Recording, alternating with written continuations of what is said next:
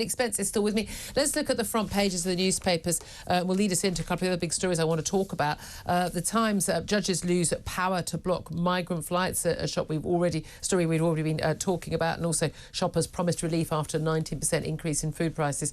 I mean, they say they're promised relief. I'm not really sure they are. Prices will go down, yeah, eventually. The Sun, absolutely fascinating, this story. Footy supporters kick out. Fans of Man United and Man City are in revolt over a crazy campaign to make them ditch their historic club badges. Both club badges have crests featuring a ship, beautiful old sailing ships, which left-wing critics claim symbolises the slave trade. In fact, they actually represent the city's proud free trade history. And as local MP Graham Stringer points out, Manchester had nothing to do with the slave trade. I mean, it's just... I mean, we keep saying it's woke manners, but it is bad, isn't it? I don't mind Man City or Man United getting some bad publicity linking them to the slave trade as a Liverpool fan. I was just going to say, speaking as a Liverpool If anything, fan, I think they should pay reparations. They've got enough money. They don't need to sign any new players. What I find really strange is how many people living in this country right now, and America's just as bad, who spend their entire life looking for ridiculous things. I mean, they're just examining every statue, every symbolism, every book, every film, looking for things that could possibly offend not even them, but someone. I mean, some historic time. I don't even care if I don't even care if those ships were slave ships. Yeah. Move on. This is the problem, actually, though, is, as you say, in the United States, they do have a history of mass slavery, segregation even after slavery, all of that. We're importing this. We didn't have it here. We didn't have cotton plantations. We are the people who stopped it. Yeah. But again, this ongoing thing, the idea that there was a Garden of Eden and everyone lived wonderfully until the invention of Western civilization. Until the white man came. Until the white man came in Europe and America. And then miraculously, suddenly, everyone started being horrible to each other, particularly to black people. This is a load of nonsense. Yeah. The black slaves, it was a terrible, terrible crime against humanity. However, it was a crime committed also by black people. It was Africans who sold people into slavery and happily sold their fellow countrymen into slavery to white Europeans to ship over to the Americas. But also the slave trade has existed in every civilization forever. I mean, there are still slaves now. Yeah, I mean, not largely in the West, but we've imported this stuff. We just have to.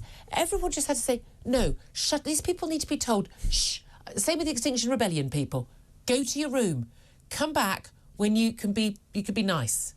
Should I be quiet as well? Just do I count? Never. Let's talk about. I mean, Daily Mail front page. Rishi Sunak brands Labour leader soft on criminals. Rapist who proves Starmer really is Sir Softy on crime. This is a new line at PMQs from the Prime Minister, calling him Sir Softy. We had the lefty lawyer thing. That's clearly been focus grouped. And so a softie. I mean, he's quite right. A foreign rapist, Fabien Henry, still living in Britain 3 years after Keir Starmer opposed his deportation. He was jailed for 2 sex attacks on a girl of 17 and for abducting and having sex with a 15-year-old. And when the Home Office tried to put him on a flight back to Jamaica along with 41 other criminals, Labour leader was among those who endorsed a letter criticising the move. And demanded the cancellation of all further deportations.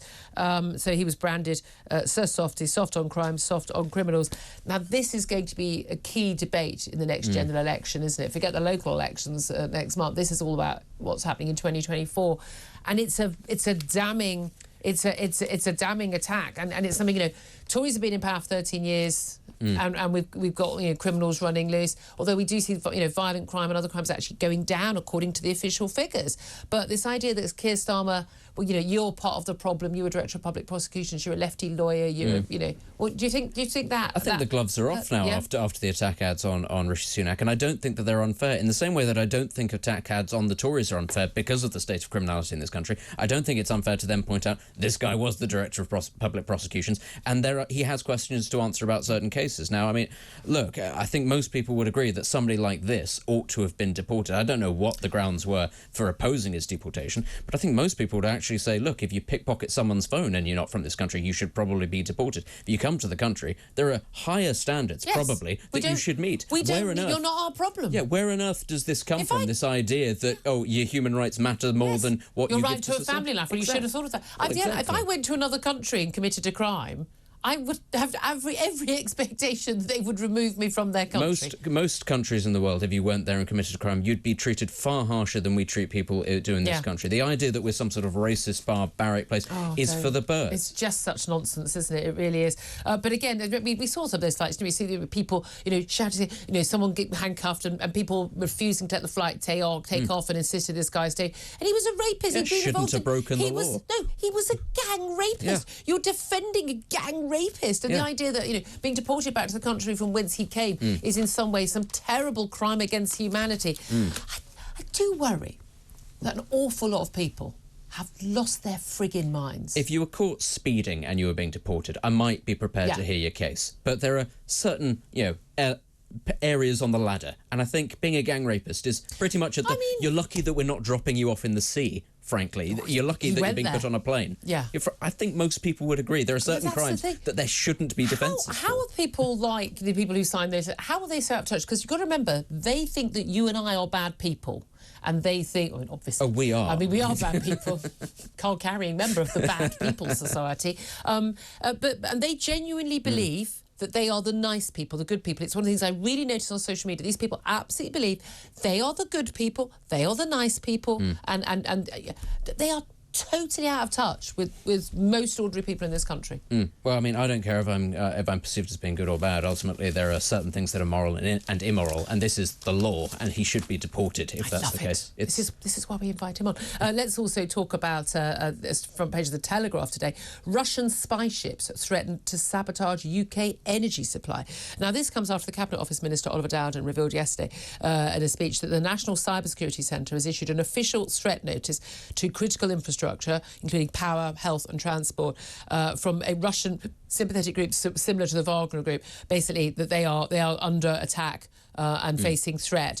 And we know, cyber threats are huge for every aspect of the real world because so much is now controlled by the cyber world. This is another one, spy ships threatening to sabotage our energy supplies. They are, apparently, we've got ghost trawlers with armed guards monitoring wind farms and pipelines. Big concern that look, this stuff is available, on Google Maps, obviously, but they're across the British coast. The real concern there is a plan to sabotage our critical infrastructure. And why wouldn't there be? It's entirely in their interest to do that. We are effectively an enemy country to Russia. We're sort of at the front of the queue when it comes to condemning them, when it comes to seeking international action against them. Organising sanctions. And Russia's big export to the world is energy. They want to create a world where Europe is beholden to Russia. Just because certain countries have said we'll go elsewhere doesn't mean that the Russians have just gone, oh, well, that's it, the game's up. No, they're going to look for measures. I think that's ultimately probably why the Nord Stream 2 pipeline was attacked, because people recognise Russia still has that hold over it. They did this with funding German environmental groups to get their nuclear power station shut down. This is entirely within their interest to do. And if I were a Russian, I'd be saying, that's smart. I think it'd be crazy if the Russians and the Chinese are not funding all these environmental groups, which are going to basically, to put our hands behind our backs. Again, Germany once the powerhouse of Europe. Genuinely, the EU is going to be destroyed by Germany's energy policy. We have got to get to grips with this. I witter on about this every single day, and I think we are gradually turning the tide. That people are waking up to the fact that our energy policy is insane.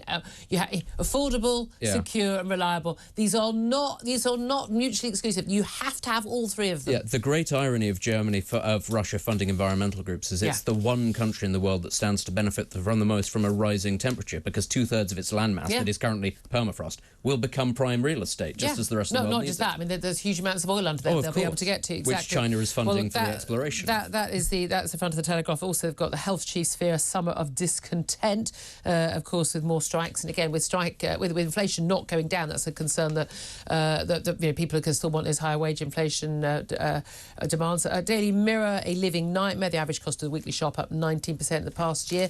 The Guardian, senior Ministry of Justice officials ready to quit if Raab survives bullying inquiry. We are expecting that bullying inquiry to report back today or tomorrow, and reporting, if he doesn't get sacked, they're ready to quit. I don't think they'd be a great loss personally. And the Daily Star, their front page, I love this. Look away now if you're easily shocked. Flat Earther, the Earth's not as flat as we hoped. I love this. Who knew?